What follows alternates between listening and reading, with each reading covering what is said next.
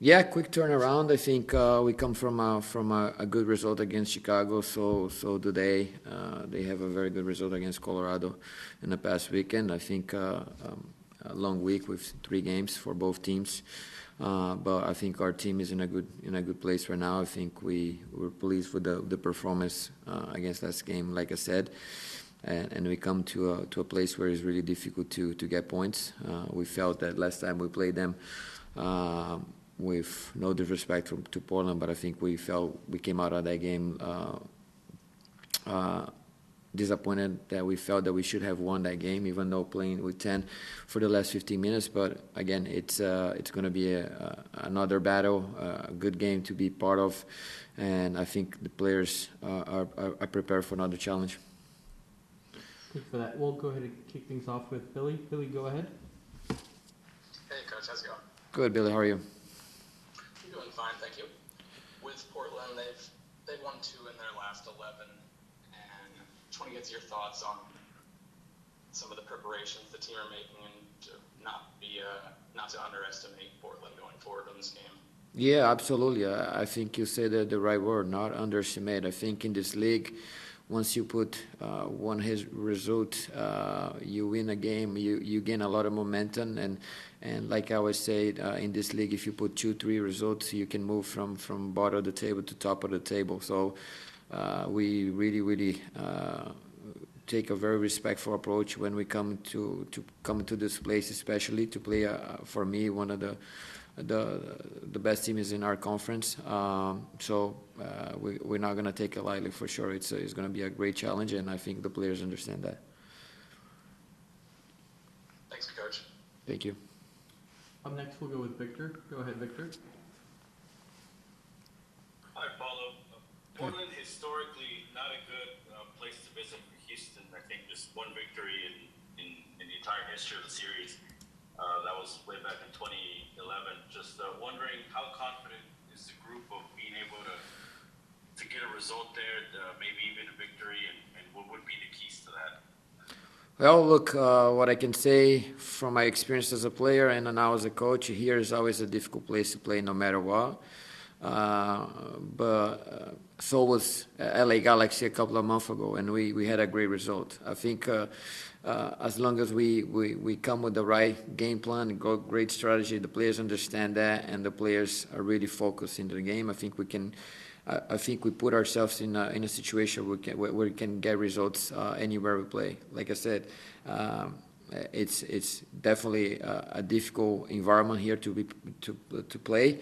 But I believe that the players we have, if we come in with the right peace of mind and the right strategy, I think we can grab a result on the road. We know with defense in that stadium. From your days as a player, what is it like playing in that stadium? It's a turf field. That maybe one negative about it. What is it like playing in that turf field in Portland? I mean, I think the players get it. I think it's part of the environment. I think, like you said, it's the fans, it's the turf, but there's no excuses or complaints from our club, from our players, from our group. I think we understand the challenge that is ahead of us, and we're gonna take the best way we possibly can. Your belief, just should football be played on turf? What are your thoughts on that? Look, there's pros and cons, and weather related, climate related. You can make a point on anything. My opinion is that I'm a lover of natural grass, but I have nothing against turf. So just my 2 cents on that one. I do want to ask you your evaluation of Thiago. He was a player that came in. I think by now you're probably expecting him as well to have maybe more minutes. Just what is your evaluation of the player? Where does he fit into the whole scheme of things, especially since it has been talked about that the club may still be looking for another attacking piece on the wing? Yeah, look, Thiago's in development plan, and he's getting better every time he spends the time here with us. I think he could be contributing more, but I think the adaptation process, I think, slowed him down a little bit. But I'm pleased with what he's been bringing so far, and it's about being consistent and being effective, right? Like I said, I always say that we'll choose the 11 starters and the 9 guys on the bench that can help us win games on a match day, and players have to be fighting to be first on that 20, and then after finding their spot on the starting 11, and that's how it has to be. But in related to his process, I think it's been much better than he first came, and that's what we hope for. We keep hoping that he keep evolving his game so he can contribute more on game day. Thanks, Paulo. Thank you, Victor. Up next, we'll go with Lou. Go ahead, Lou. Hey, Coach, I apologize if somebody asked this question already, but I missed the very beginning. What's the status of Fafa for this game, 1? And then 2, what is something you can take away from Saturday that you hope that the team builds on? And then finally, if you can just talk a little bit about the way the back line has developed over the last few games. First question, Fafa is good. There's no update because there's no situation, so he's good, he's eligible. He's available for the game. And second, sorry, what was the second question? Something from Saturday that you hope that the team builds on. Yeah, look, it's like I said, we gotta first of all, we gotta be consistent playing at home and away from home. I think that's the key for us. And the second is just keep building the momentum, because we believe that if we can put 2-3 results in a row, we can clean up the table, and that's what we're focusing right now. We're trying to be more consistent in order to be in a playoff zone. Thanks, Coach. Good luck. Thank you, Lou. Jason, we'll go with you. Go ahead. Paulo, I know that you're focused on this next game, but certainly the team has got a big reception for Hector Herrera when he comes in, and this is not your average player. What is the vibe around the team with how are they feeling with his addition looming, and I guess what kind of plans do you have in place for him as soon as he gets here?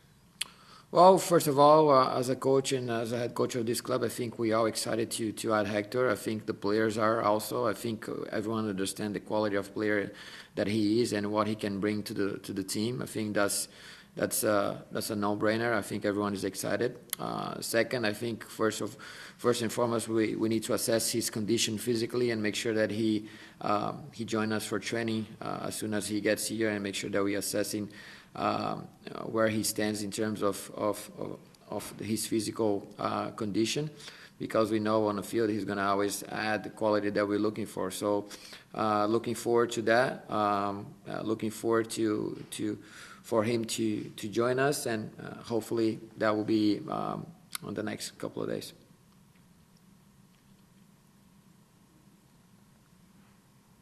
We'll go over to Spanish here. Victor, go ahead.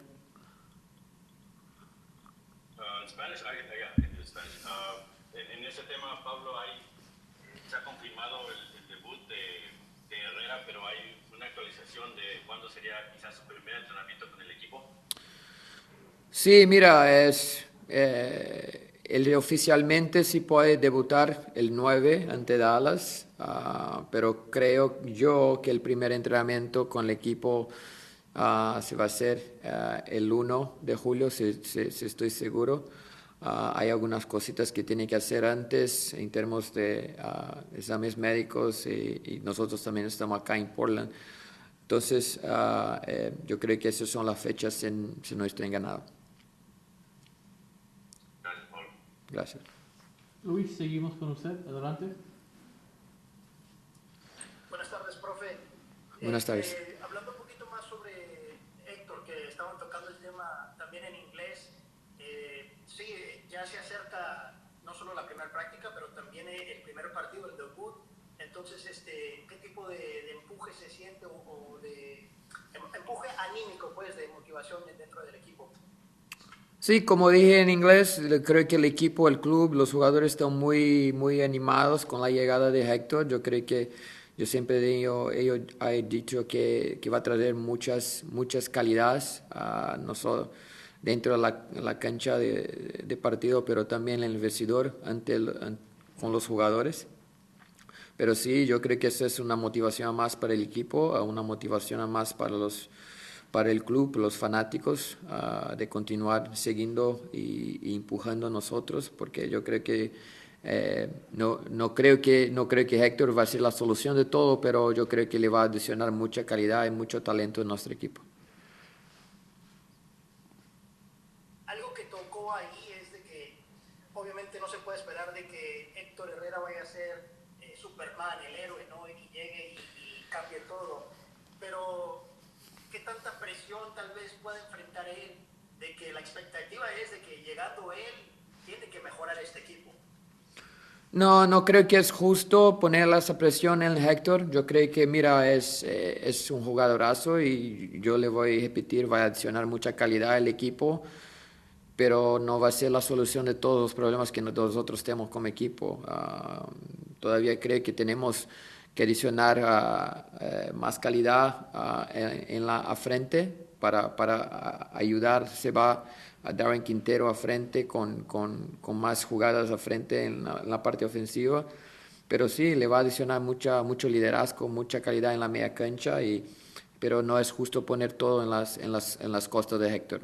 Sí, hay mucha expectativa en su fútbol, en poder a nos hacer lo mejor equipo, pero no es justo poner todo en las costas de él. Regresando ahora sí a lo que sigue, mañana juegan contra Portland. Después de la victoria del sábado, estos últimos días, domingo y lunes. The head coach of the Houston Dynamo, brought to you by Jasper Law Firm, is on. Sorry about that. Go ahead, Luis. No problem. Sí, estos últimos 2 días me imagino que se han enfocado mucho en revisar el video, analizar qué fue lo bueno, qué fue lo malo. ¿Qué toman de ese partido ahora para el juego de mañana? Sí, mira, enfocamos mucho en el partido pasado en la parte ofensiva. Yo creo que en la parte defensiva y transiciones, yo creo que tuvimos algunas partes que no lo hicimos bien y tenemos que corregir. Pero el equipo ha mostrado evolución en la última parte, en el último tercio de la cancha. Eso creo que fue muy nítido en el juego ante Chicago, y que tenemos que continuar a hacerlo bien, jugando fuera de casa, dentro de casa. Creo que es una palabra que siempre digo, es que tenemos consistencia y constancia en las acciones defensivas y ofensivas si queremos sacar resultados fuera. Y eso yo creo que es una de las cosas que elevamos del juego de Chicago y bueno, a mañana aquí un partido que va a ser totalmente diferente, fuera de casa, pero el equipo tiene que estar muy atenta porque va a ser un partido difícil y nosotros tenemos que ser contundentes con las oportunidades que tenemos. La última, profe, enfocándose en Portland, ya analizando al equipo, cómo se plantea y todo, ¿qué reto presenta Portland mañana? Sí, mira, para mí Portland, un equipo muy buena. Año pasado llegó en la final del MLS, un equipo muy sólida, experiente, con un grupo que ya viene jugando a tiempos juntos con su entrenador Giovanni. Un equipo bien formado, un equipo que sabe cómo ganar partidos. La verdad, yo pienso que el partido que jugamos en casa fue un partido que nosotros dejamos de sacar los tres. Yo creo que si mira el partido en general, fuimos mejor equipo jugando en casa y mismo jugando con 10 jugadores, el punto sumado fue un punto que no nos dejó totalmente feliz porque salimos con la impresión que podíamos ter sacado los 3 puntos en casa, pero eso es, ¿no? Y Portland, como dije, es un equipo muy fuerte en casa. Yo creo que va a ser una batalla muy dura acá jugando en su estadio. Son mucho más fuertes jugando de mandante, pero nosotros estamos preparados. Nosotros creo que tenemos una buena idea de cómo Portland hace las cosas y Yo creo que los muchachos van a estar preparados y listos para la batalla que van a tener mañana. Yeah, it was a good victory at home. Important to get that for us. So it's been a nice trip. You know, we got to get some time last night to get out to dinner with all the guys, and so I think we're feeling good. You know, we're feeling some good memento, and looking forward to tomorrow. Speaking of tomorrow, what does it mean to you to return to Providence Park? First time as a Dynamo player against your former team? Well, it's really nice to be back. You know, a lot of good memories here. Fun to land in the city, and then tomorrow, business is business. So looking forward to the match there, and it's a big game for us. So yeah, I think it'll be a cool mark to get to. I know that it's over 300 with my games in Scandinavia. So, but it's cool to get to 200 MLS games, and to do it in Portland will be special. You know, like I said, a lot of fun memories here, and it's an important game for us tomorrow.